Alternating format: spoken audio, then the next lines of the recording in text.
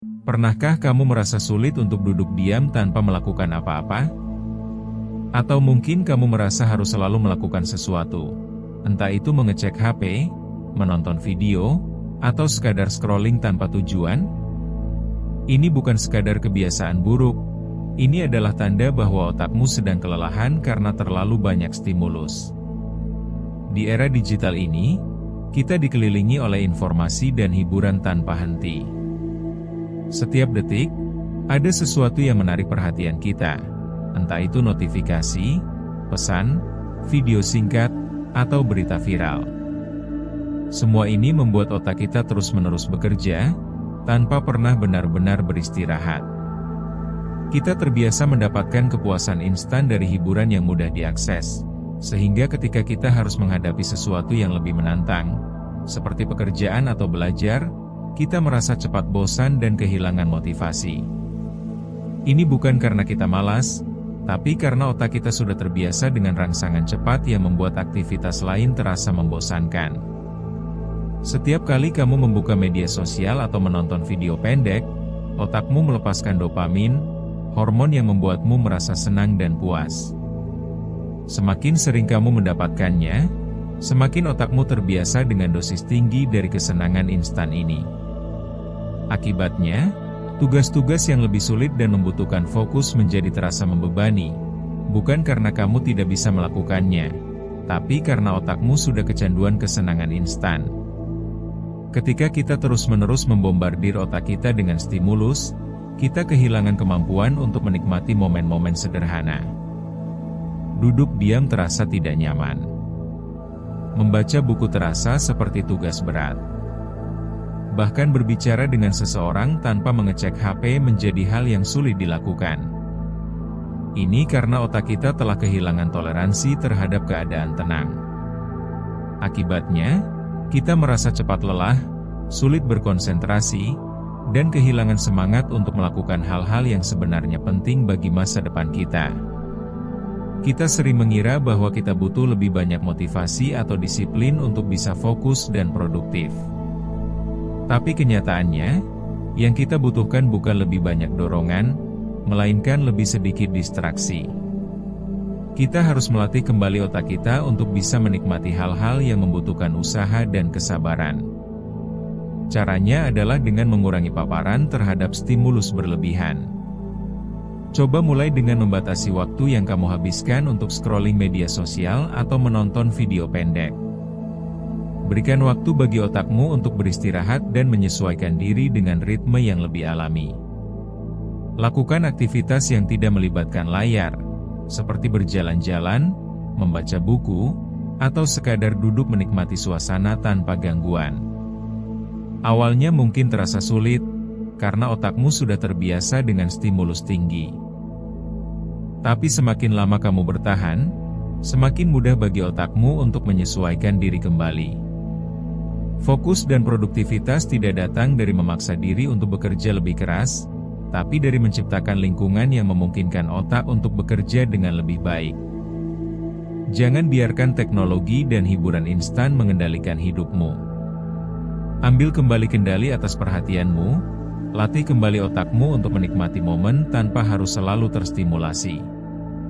Dengan begitu, kamu bisa menjalani hidup dengan lebih fokus, lebih tenang, dan lebih bermakna. Bayangkan ketika dulu kita masih kecil, kita bisa menikmati bermain di luar rumah tanpa perlu hiburan digital.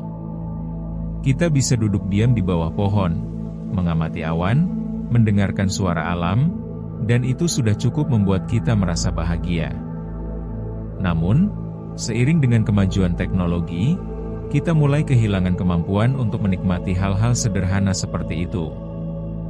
Otak kita terus-menerus mencari sesuatu yang lebih cepat, lebih menarik, lebih berwarna, dan lebih instan.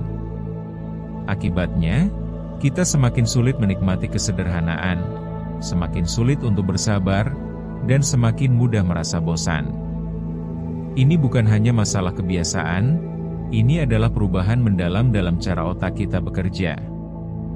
Para ilmuwan telah menemukan bahwa konsumsi konten digital secara berlebihan bisa mengubah struktur otak kita. Ketika kita terbiasa mendapatkan kepuasan instan dari scrolling media sosial atau menonton video pendek, bagian otak yang bertanggung jawab untuk konsentrasi dan ketekunan mulai melemah. Sebaliknya, bagian otak yang mencari rangsangan baru menjadi semakin aktif. Inilah mengapa kita semakin sulit fokus, semakin mudah terdistraksi, dan semakin sulit menyelesaikan pekerjaan yang membutuhkan waktu lama. Bahkan ketika kita mencoba untuk bekerja atau belajar, otak kita terus mencari rangsangan baru. Kita mungkin mulai bekerja selama 5 menit, lalu tanpa sadar membuka media sosial. Kita membaca satu halaman buku, lalu tiba-tiba merasa ingin mengecek notifikasi. Kita duduk untuk berpikir, lalu mendadak tergoda untuk membuka aplikasi hiburan. Semua ini terjadi bukan karena kita tidak memiliki disiplin, tapi karena otak kita sudah terbiasa dengan pola kerja yang tidak sehat. Jika kita ingin mengubahnya, kita harus mulai melatih ulang otak kita. Salah satu cara terbaik untuk melatih ulang otak adalah dengan melakukan digital detox. Cobalah untuk mengambil waktu tanpa gawai setiap hari, bahkan hanya selama 30 menit. Gunakan waktu ini untuk melakukan sesuatu yang tidak melibatkan layar, seperti berjalan kaki, menulis jurnal, atau sekadar duduk diam tanpa gangguan. Kamu akan mulai merasakan bahwa meskipun awalnya terasa sulit, semakin lama otakmu akan mulai beradaptasi. Selain itu, cobalah untuk mengatur batas waktu dalam menggunakan media sosial. Alih-alih menghabiskan waktu berjam-jam scrolling tanpa tujuan, tentukan waktu tertentu untuk membuka aplikasi tersebut dan batasi durasinya. Jangan biarkan media sosial menjadi penguasa waktumu, tapi gunakan dengan bijak sebagai alat yang membantumu, bukan yang mengendalikannya.